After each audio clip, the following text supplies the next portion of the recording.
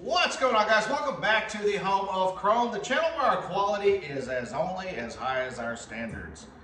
Today we're going to do So You Want to Buy a Hearse, Part 2. So, you want to buy a hearse, right? Okay. Well, in the last video that we talked about buying a hearse in, we covered several things. You want to talk about what to look out for when you are buying a hearse. So on a hearse, one of the big things you want to look out for is, especially with the cars that have the sheet metal rear ends with the vinyl top, you want to look for rust, particularly around the top of the windshield and around the tops of the quarter panels, because they really like to trap water back there and they like to rust, and particularly too on the doors in the very back, on the very back door. Likes to rust right there along that little belt line. So that's one of the things you have to look out for, particularly in those. Now, not so much on like Heavenly Hearse. She's got what they call a crinkle top. So it does not have a vinyl top. It never had a vinyl top on this one. So I don't have to worry about it so much around the tops of the quarter panels. But what I did have to worry about is this right here. Look at that. Okay, so what this is where, when the manufacturer built the car, they put the sidewalls on and then they put the top cap on. And this is all where they welded it all together, okay? So this is basically body filler that has gotten water underneath it at some point, and it has started to, as you can see, rust out. Now, I've got to, yeah, see, that's crinkle top and body filler right there. Okay, so I've got to get out all the way till about here and to about, actually right about to the back here. I've got to grind all this down, coat it, or clean all this up, treat it, put another layer of filler down, and then I'm going to have to put a basically truck bed liner. This is kind of what you want to think about crinkle top as. It's a old school truck bed liner. And then what I want to do is once I'm done with that, then I'm going to put a layer of primer over everything here, black sealer primer, and then I'm going to respray the top black. So that is something that you'll need to look out for on these older cars that have the crinkle top. And then, now it's not so much on this car here. I'm having to scoot you guys around because she takes up a lot of room. The bottoms of the quarter panels, they like to rust. I mean, they're like any other car, but they're hand built.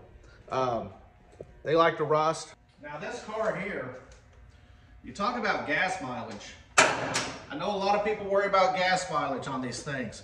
It's not great. It's not great. This is a 472 cubic inch Cadillac engine. It's a big block Cadillac. In town, if I'm lucky, I get about 8 miles to the gallon. On the highway, if I'm lucky, I get 10, maybe 12. If I'm lucky. I'm rarely lucky. It's a 23 gallon tank, so she's not cheap to fill up. She's not cheap to run. Get you guys in here, let's take a look at it. Big old hood. The other thing you want to look out for on these cars is rust right in here. So you see what has happened is you get all these leaves and they pile up in here and then they just start rusting everything. So this is all something that I'm gonna have to get in here and fix at some point. There's gonna be a lot of just putting in, I guess, probably like doublers in there to fix that up. But yeah. On these cars are what they call a commercial chassis. So what that means is that these cars were never a Fleetwood or Calais or anything like that when they were first built. These cars came as a blank chassis from the firewall back. There's nothing but a frame. And these cars were sent off to their respective coach makers, this one here being Miller-Meteor, to be turned into a hearse, an ambulance, limousine, whatever it was the customer wanted. So when it comes to ordering parts, you always want to order commercial chassis. It doesn't matter if you've got a 74 or a 94. It was a commercial chassis vehicle.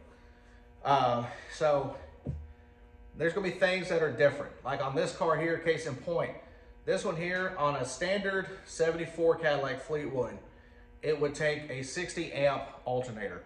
This one's an 80 amp alternator.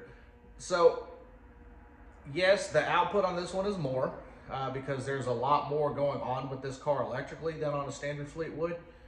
But the main thing is that the 80 amp alternator mounts differently to the alternator. It has a different alternator bracket on the front of the engine as opposed to a 60 amp.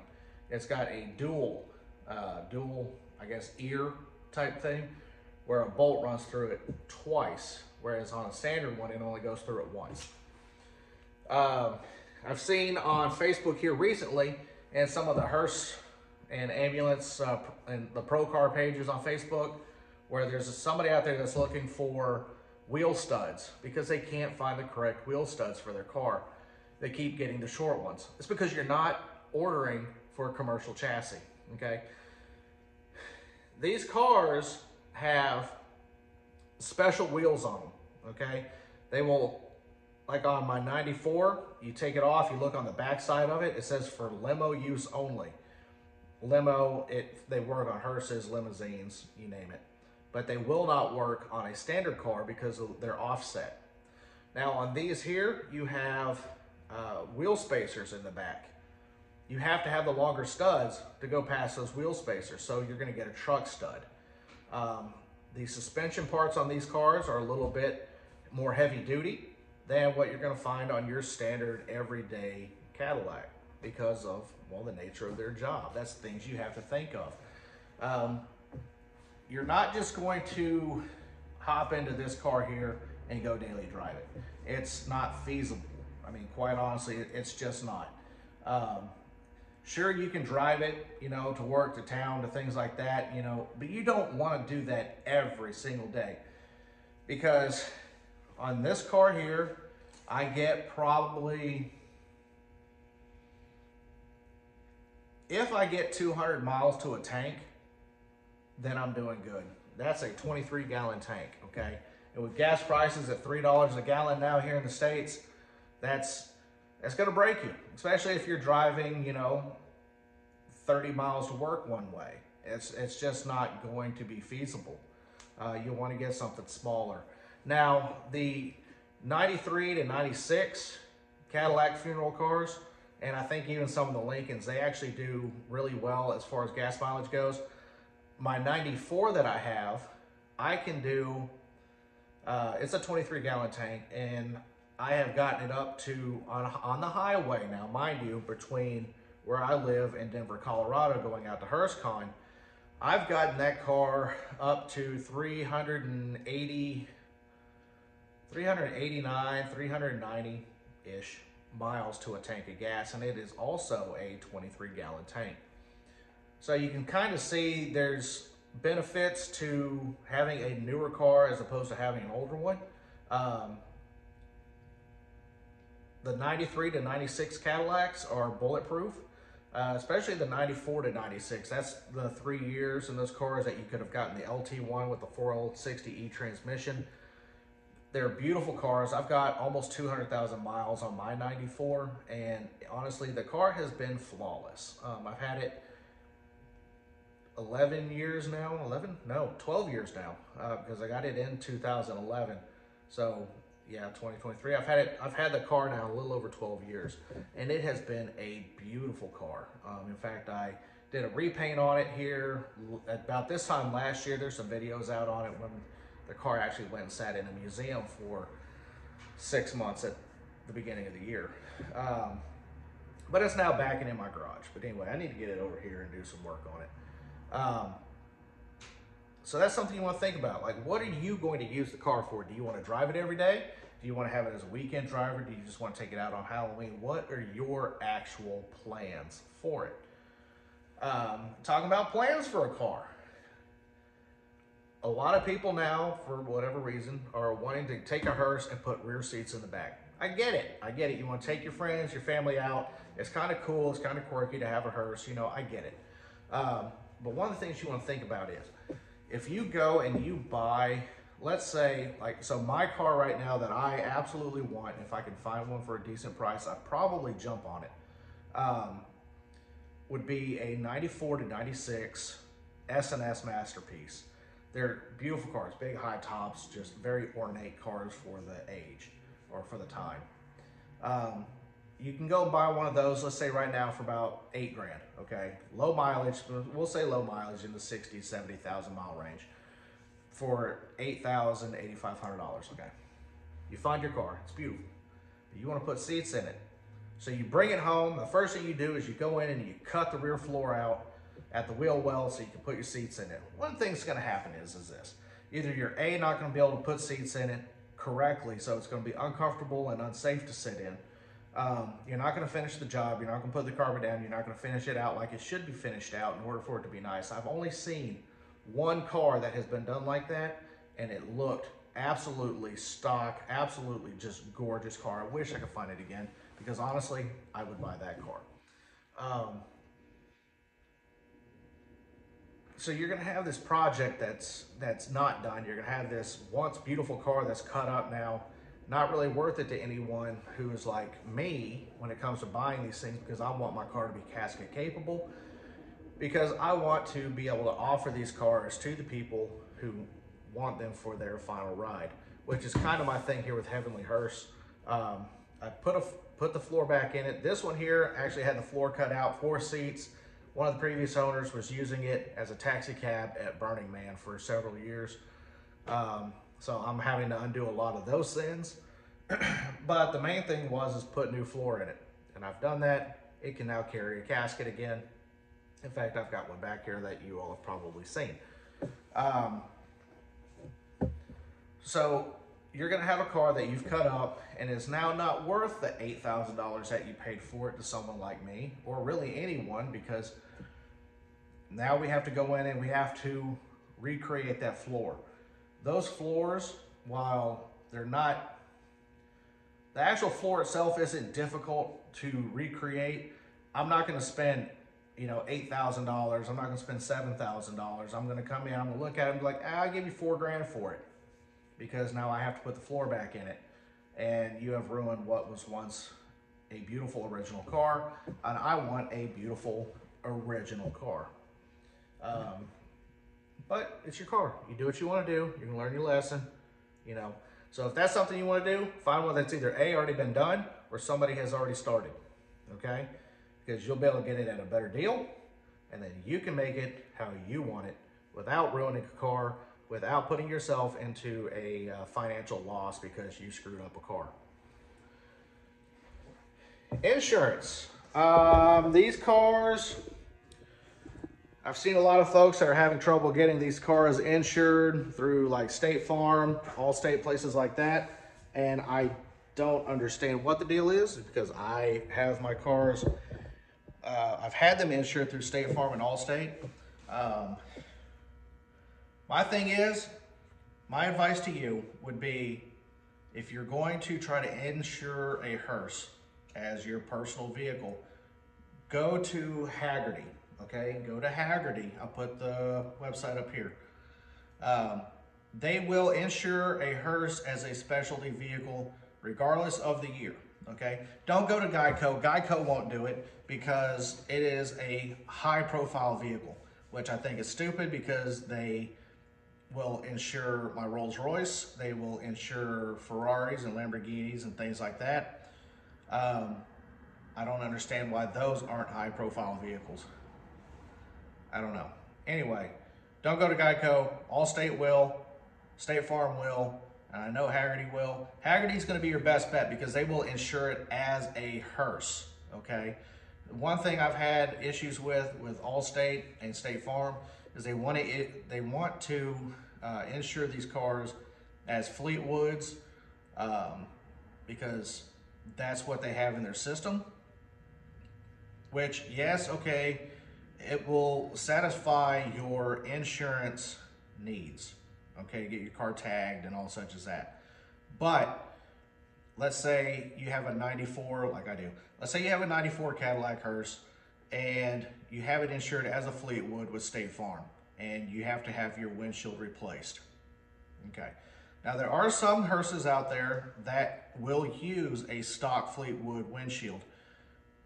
In the case of mine, however, it is a commercial glass car, which means the windshield is taller and it doesn't taper in like a standard windshield does. It goes straight up.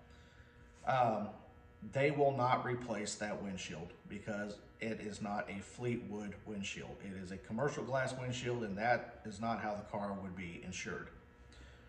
Go to Haggerty, insure your Hearse as a Hearse, get that specialty car insurance. It's cheaper, honestly, than State Farm or Allstate. And they also will do agreed value on your car. So if you say, hey, this car here, this car to me is worth $12,000, they'll go, okay, your prices are gonna be a little bit higher, not much, honestly, but I lose this car. This car, honestly, might only be worth, let's say, let's say $4,500. Just throw that number out there. I don't know how much it's worth. We'll say $4,500, but I lose, if something happens to it, the car's a complete loss, they'll cut me a check for 12 grand. Yeah, so there's a lot of things that you can do. You got to do your research on your insurance. You got to make sure that you're getting the right insurance for your car, okay? Let's see here, we talked about gas mileage, talked about insurance, we talked about rust, and body things. Let's see here. General upkeep on these cars isn't terrible. Like the newer cars are actually, as far as engine components go, you can go to O'Reilly's and get them. It doesn't matter. You can say, I've got a 94 Fleetwood, like I do. You go in there and say, I've got a 94 Fleetwood, I need an alternator. You'll get an alternator for a 94 Fleetwood. It'll bolt right in. This one here, like I was saying earlier, you have to have an 80 amp for this. The mounting points are different. It's just a completely different car altogether than what would have been a stock car.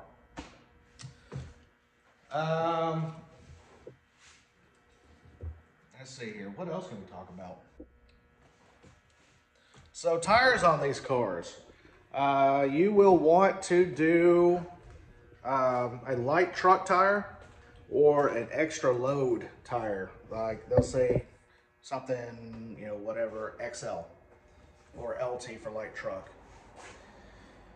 The reason for that is this car here weighs in at about 6,400 pounds, which is about 1,500 pounds more or so than your stock 1970 Fleetwood or 74 Fleetwood.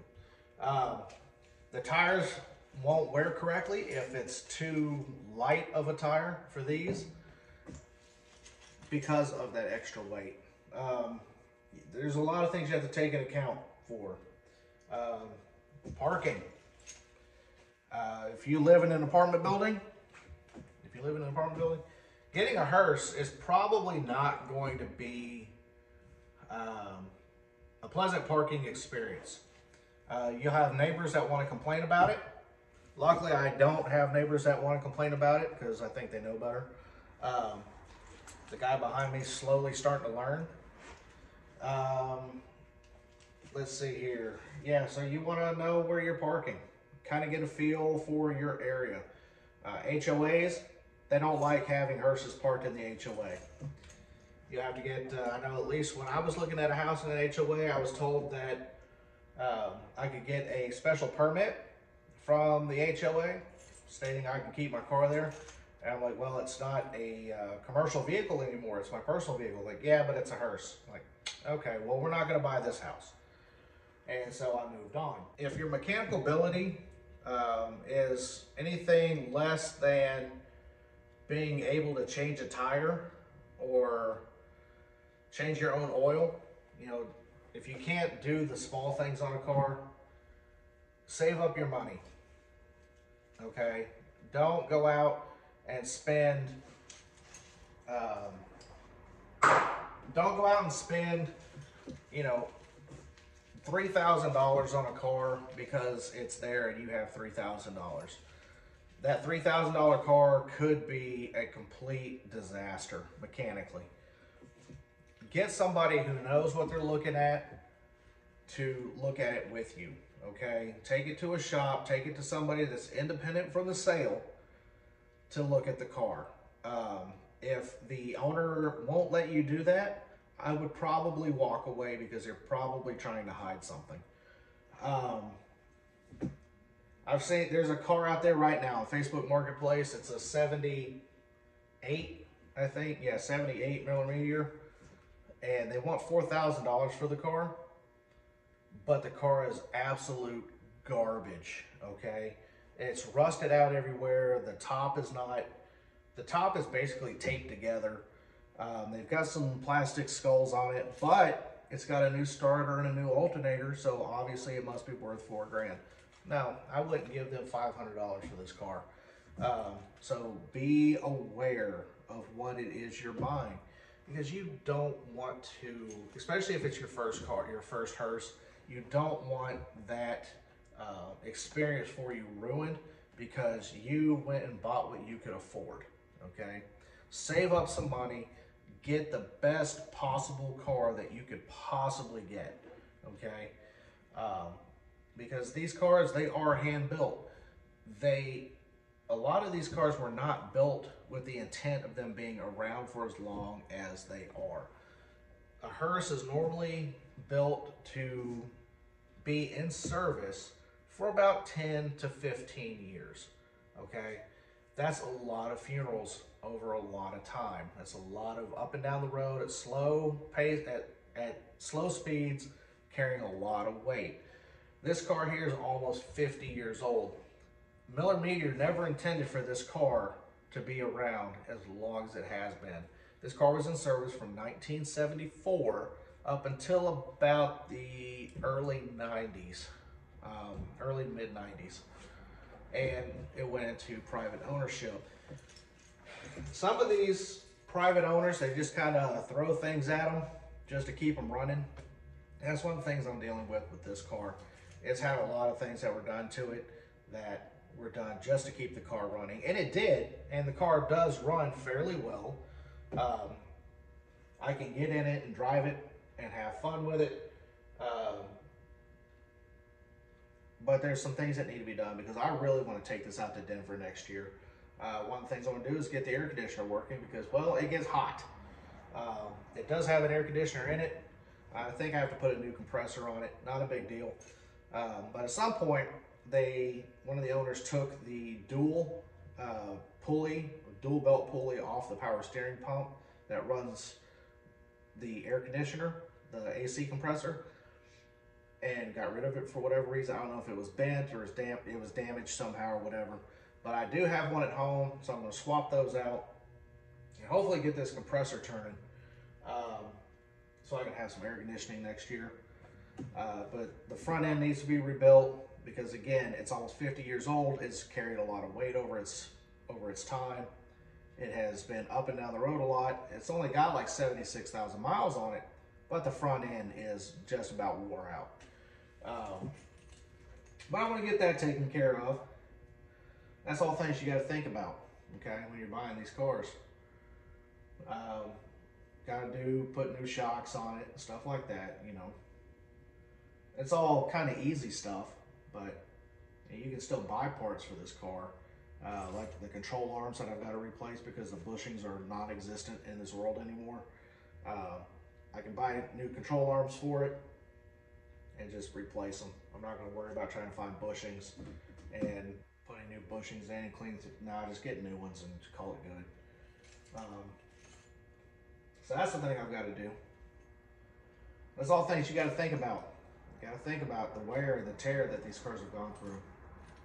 Rust, insurance, What else?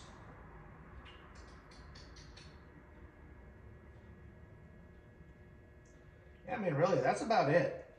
So if you have any questions, buying a used Hearse is like buying a normal used car. You just got to find one with issues that you can either A, fix, or B, live with. This one here has a combination of both. My 94 has a combination of both. And luckily right now, my 70, it's all just stuff I can fix. So that's going to be my next project, is trying to get the 70 over here to the shop. That'll make my life a lot easier on that car. Anyways, so from the home of Chrome, if you have any questions, comment down below. I'll read them. I'll get back to you. We'll let you know something. And if you want me to, I can do a part 3 to answer those questions, or I can answer them in the comments. It doesn't matter. You tell me what you want, okay? I'm here for you guys. Anyway, from the home of Chrome, thanks for tuning in. Thanks for listening to me ramble. And yeah, you guys have a great week. Talk to you later. Bye.